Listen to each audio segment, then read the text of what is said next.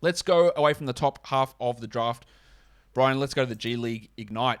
And we're going to talk about Michael Foster Jr., a 19-year-old, 6'9" forward from the G League Ignite who scored pretty well.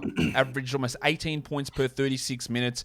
He shot 49% overall. He didn't really take many threes or really get to the line at all, and only shot 31% from three. Rebounded at a pretty high level. Really good shot block numbers, 2.3 per 36 minutes, but he's being projected basically at the end of the second round. There's some high scoring there and some good block numbers.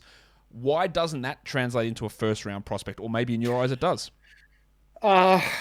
Just kind of his frame. He's one of those, he's 6'8" to 6'9", 240-ish, 250. He's kind of a center, like game-wise, but he doesn't really have like the dominant size. And I don't remember what he measured at his wingspan, but I know it wasn't like impressive. Yeah, it was like a so he's kind of two, in three, between positions a little bit. I think that really hurts him. He also has to have the ball. Like he needs a lot of, I don't know if post-ups are the right word, but you need to run a lot of offense for him to really be effective. Otherwise, he's just a garbage man. And nothing wrong with that. That's, garbage men, the NBA needs them. Look at the playoffs, how many guys are just feasting on Kevon Looney is a great example. But I don't know. I was kind of low on him as a high school player, and he was productive and he didn't hurt himself in the G League, I wouldn't say, but I wouldn't really say he made himself into really some kind of can't miss prospect. I think what really hurts him too in this class is we've got not even Duran and Mark Williams. You've got Kessler, Koloko, Khalifa Diop, Ishmael Kamagate. You've got a lot of 7-footers if you really need a backup center to choose from. And there's only going to be 5 or 6 of those guys drafted at maximum. And I don't know if he'll be one of them, but we'll see.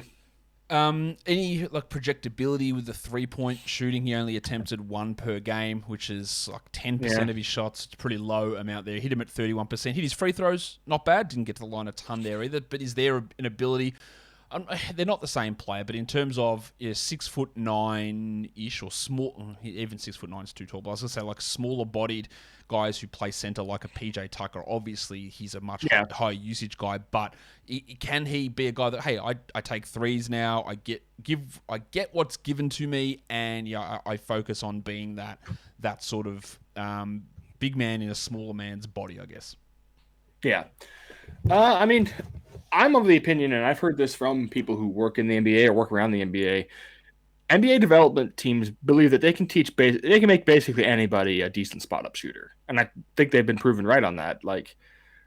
Shooting corner threes or shooting on kickouts, most players in the league now can hit 30-35% on that. If they're getting good looks, I would say. The only guys who really can't are either the weirdos or, the true 7-footers. So, yeah, there's no reason to think he can't do that. I don't know. I'm just not I'm not very sold on him as a real paint presence. I guess with the league going smaller, you could play him at the 4 some. I just don't know how many teams are going to be playing guys who don't have any creation ability at the 4 and the 5, unless one of them is a knockdown shooter, and he's not that.